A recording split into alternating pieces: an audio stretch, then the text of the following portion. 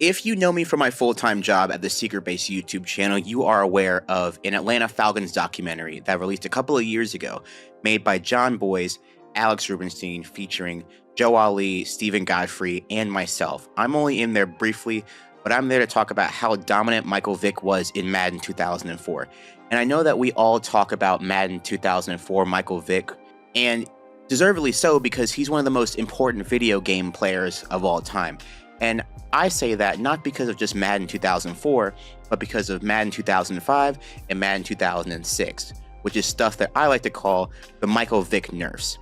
If you're new here, welcome in, and if you know me, welcome back. Feel free to give this video a like, feel free to give this video a comment, feel free to subscribe if you know me from my full-time job at the Secret Base YouTube channel, but you haven't subscribed to this channel, feel free to subscribe to this channel. It means the world to me. As a content creator, those things do matter. And I appreciate each and every one of you guys for your support, for clicking on this video, and for watching this video. All right, we're going to get back to it. So the first thing in Madden 2005, the whole focus of Madden 2005 was defense. Ray Lewis was on the cover of Madden 2005. In a Madden 2005 trailer, they had Ray Lewis tackling Michael Vick as to signify that this game is not going to be Madden 2004, where Michael Vick was able to do whatever he wanted. Even in the box art on the back, it said, "Fear the defense." I'm going to show you this right now. So here you had Ray Lewis on the cover, and the back of it says, "Fear the D." Defense was the main focus of this game.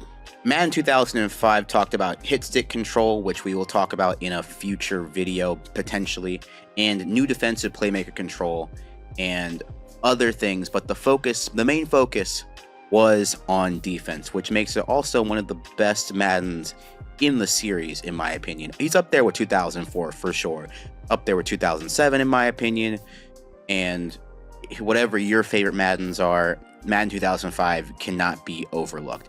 But today's video is about Madden 2006, or Madden 06, as it says on the cover. And they implemented a gameplay control that kind of put the power back into the pocket presence of quarterbacks. We are talking about the quarterback vision cone. Now, the quarterback vision cone was set out to mirror or replicate a quarterback's actual field vision. And the goal was to make the game more realistic. See, in Madden 2004, when Michael Vick was busy running all around the backfield, it didn't matter where a receiver was on the field. Michael Vick could absolutely throw a laser all the way across the field in a very video game style and unrealistic type of manner. And I think the Madden devs saw this and saw that that was also one of the infuriating parts of guarding Michael Vick when you were trying to play against him in Madden 2004, is the fact that not only could he run very fast, but the entire field was fair game. The quarterback vision cone was very unique because it allowed you to see where your quarterback was looking, and you also had control over where your quarterback was looking. So what you would do is, as soon as the ball was snapped, the quarterback vision cone would show up on the field, and you could use the right thumbstick to move that cone as far left or as far right as you wanted to. And the goal of that was, if your receiver was in the cone, you would not get an accuracy penalty, because again, if you're throwing without looking where you are looking, then you're definitely going to take an accuracy. The goal of the mode was to make the quarterback seem like they were actually playing like it's a first-person game, but not having the advantages of being able to see everything like the video game player is. And that's where the disconnect was, where that not every NFL quarterback would be able to see the whole field, would have the awareness to see the whole field, but we have that advantage as the video game players to be able to see the whole field. So Madden set out to kind of reward that in terms of the fact where it's like, hey, you know where you're looking, you know what receiver's route is, you know where they're expecting to go. If you do all of that, you get rewarded with an accurate throw. If you don't, if you just haphazardly throw to a button, it's going to react like you haphazardly threw to a button. It's going to look like Andy Dalton prime time when he was with the Cincinnati Bengals. And if you ever watched those games, you knew that anything was possible with him. Now, I say that this was an indirect nerf to Michael Vick because it didn't affect his skills as a quarterback in terms of the ratings numbers, He still had his speed, he still had his powerful arm. But the thing about it is that the quarterback vision cone was also based on awareness, and Michael Vick's awareness level made his cone a little bit smaller. See, that's the other thing, is that the QB vision cone isn't fully uniform. Different quarterbacks have different level of field vision, as you know, in today's game, where it's like, yes, Patrick Mahomes might have a different level of awareness on the field than, say, I don't know, Nathan Peterman. You know what I'm saying?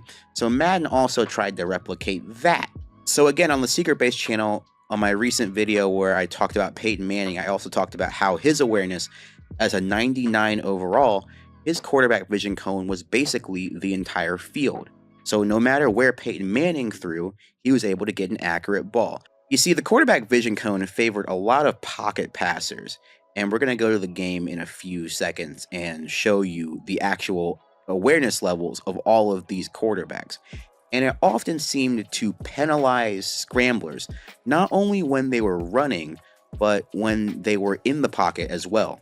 If you ask me, I feel like there was a huge vision cone drop off because even though the awareness might drop to 10 points, it made a big difference with the vision cone. Another thing about the QB vision cone and throwing on the run is that it made you have to multitask a lot.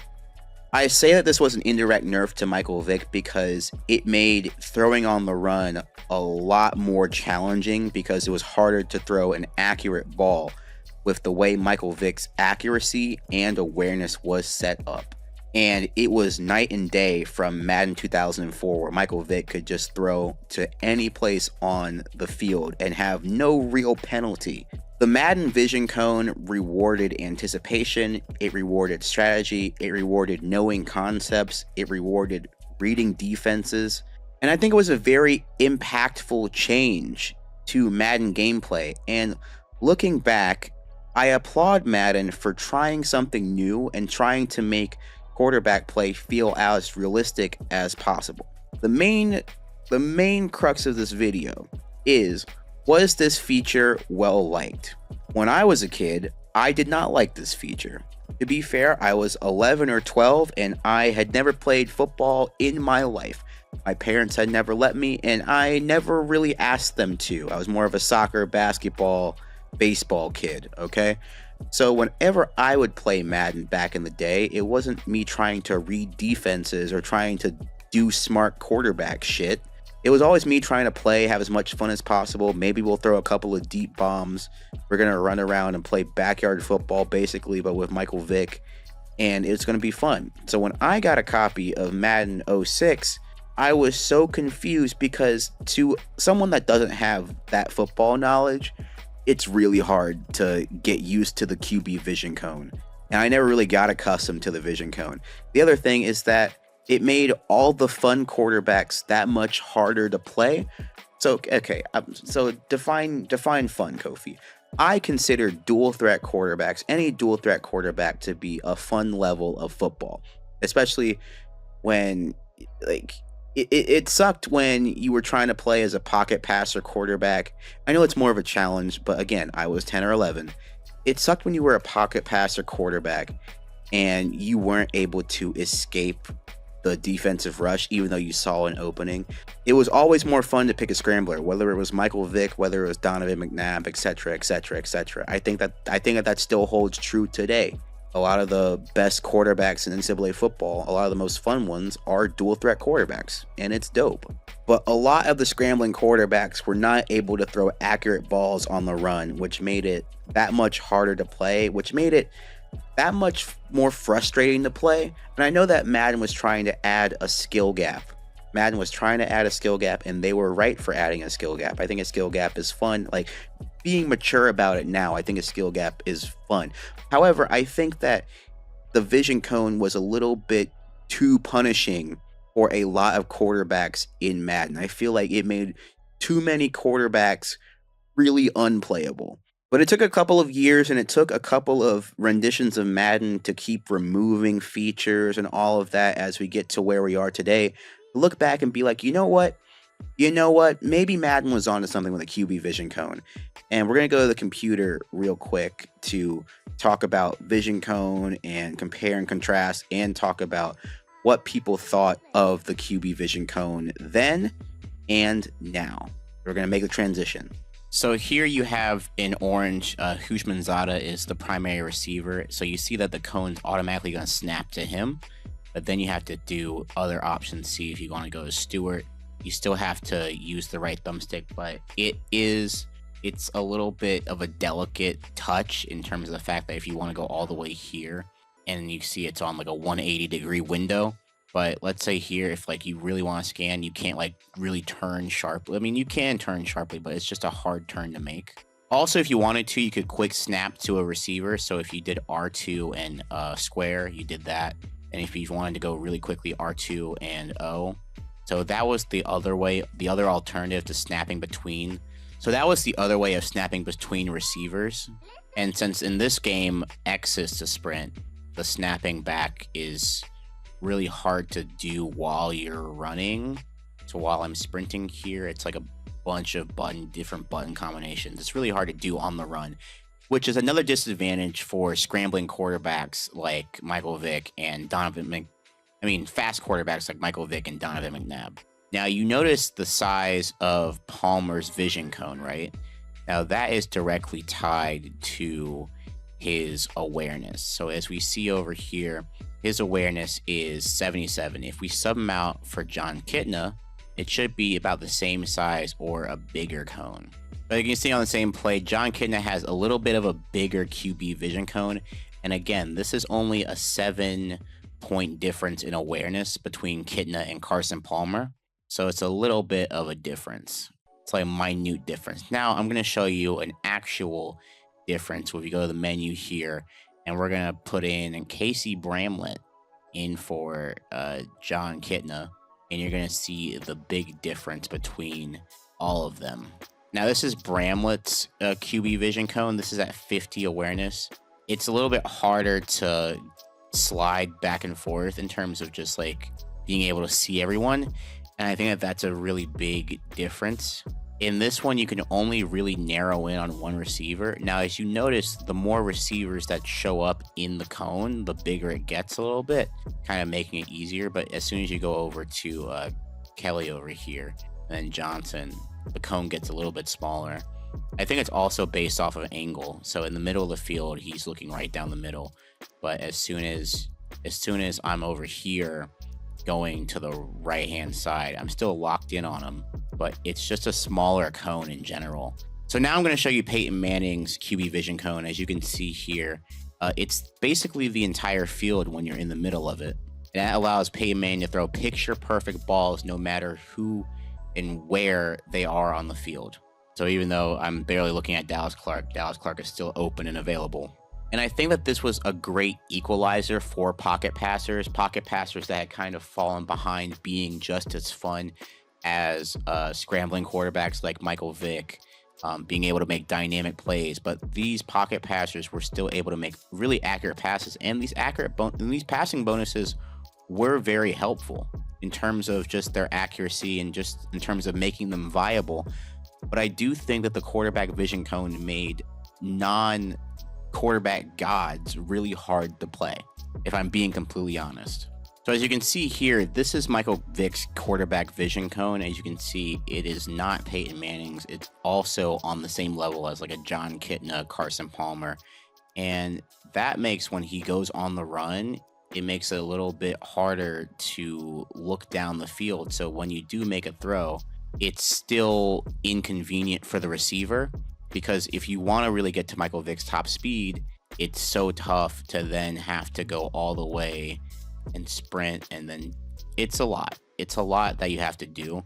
Here I'm trying to lock on the X receiver. There it is.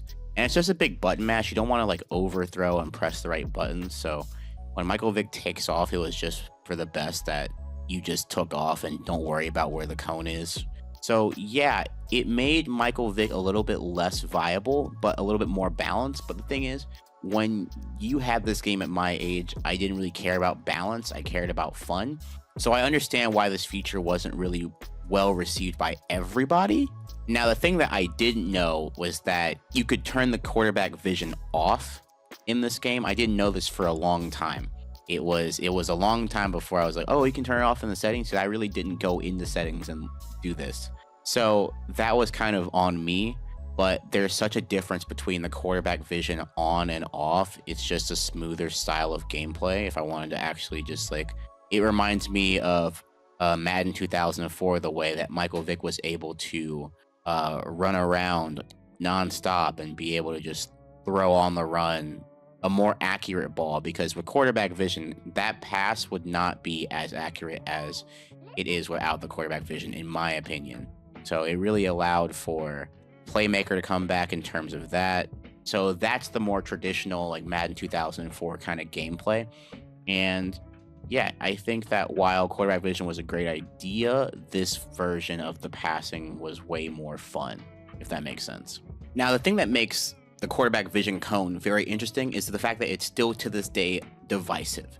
This is an article from 2014 from Sports Illustrated talking about the 6 most useless features in Madden history, and the quarterback vision cone is there. So we're going to read this.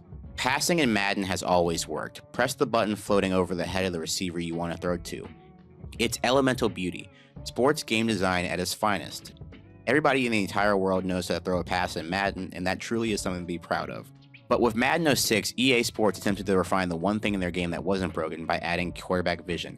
I think I disagree. I think that passing was a little bit broken when you added on Michael Vick, Madden 2004, when you added playmaker controls, when you added create a playbook. Passing wasn't broken in the sense that like it didn't work.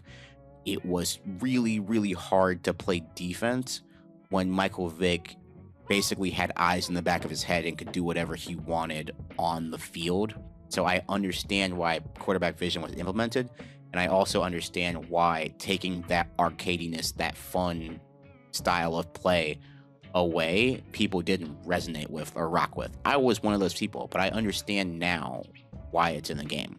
The idea being that your quarterback needs to be staring at wherever he's throwing the ball for the most accuracy. And let me tell you guys, botching a throw because you weren't looking in the precise direction was always exhilarating and never frustrating. That's the thing, is that it never, at times it didn't feel precise where you were scanning the field, and having to scan, having a quarterback vision cone that wasn't Peyton Manning's and having to scan a receiver that was still on the move. This was also tough when it was a broken play and then receivers had to improvise. Using the quarterback cone was a little bit more difficult. So I understand the frustration here.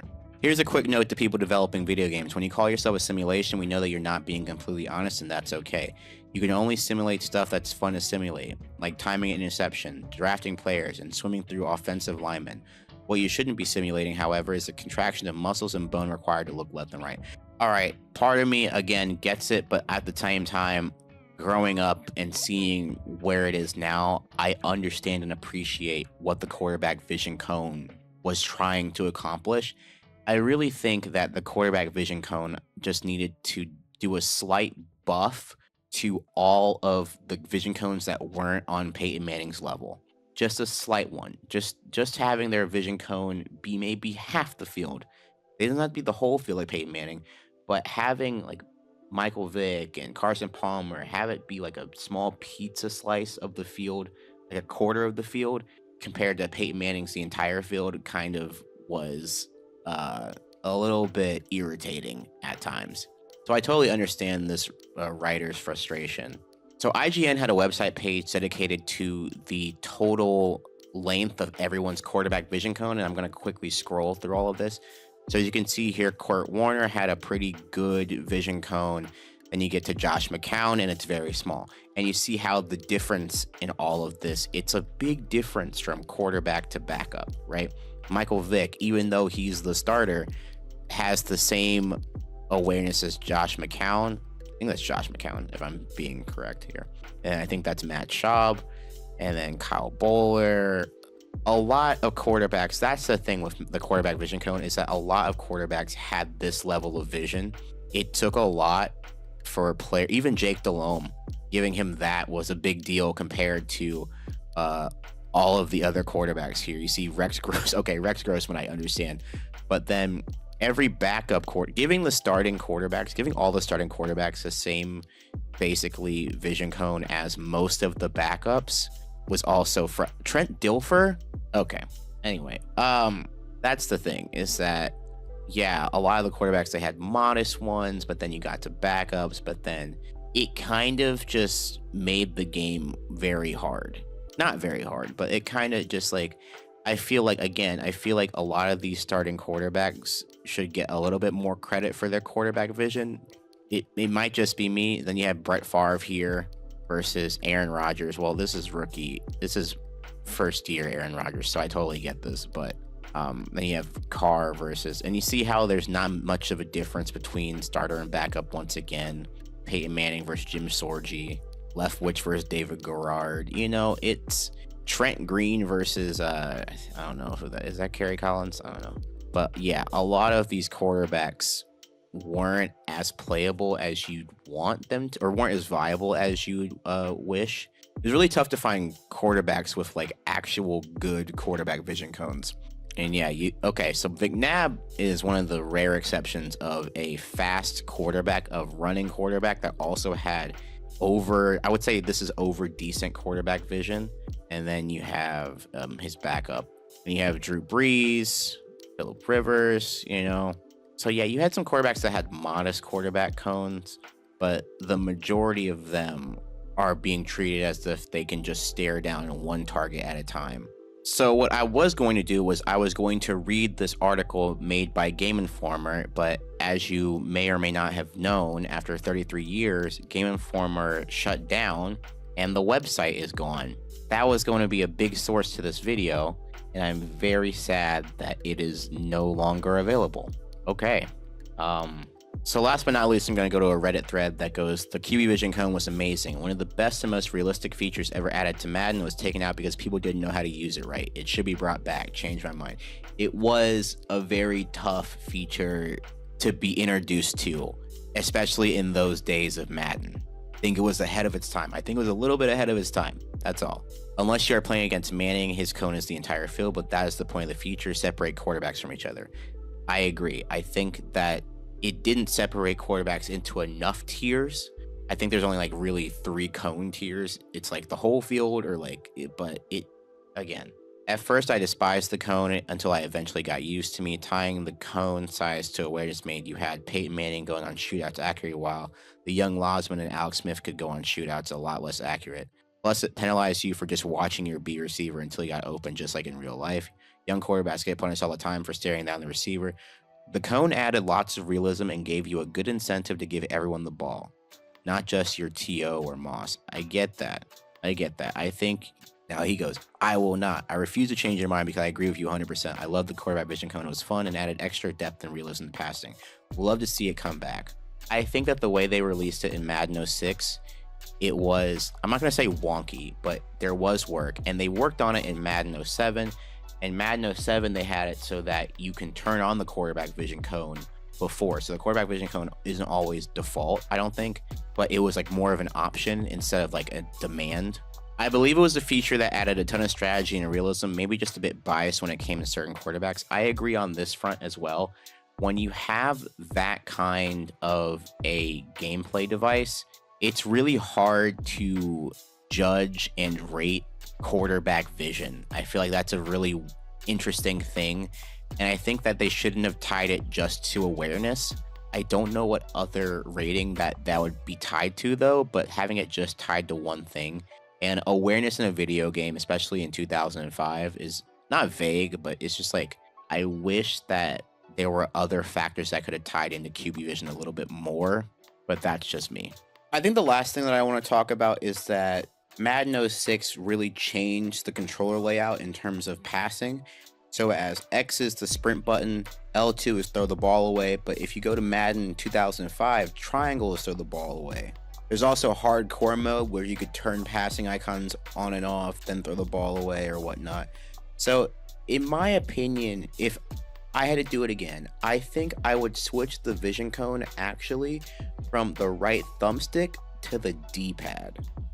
I think that that's what I would do. I think that one of the biggest challenges with the vision cone was throwing on the run, and I really think that using the D-pad would have been an easier time to throw on the run maybe than if I was using the right thumbstick, because the right thumbstick is so close to the quarterback sprint button that it makes it hard to do this, but I feel like it's easier to do this, if that makes sense.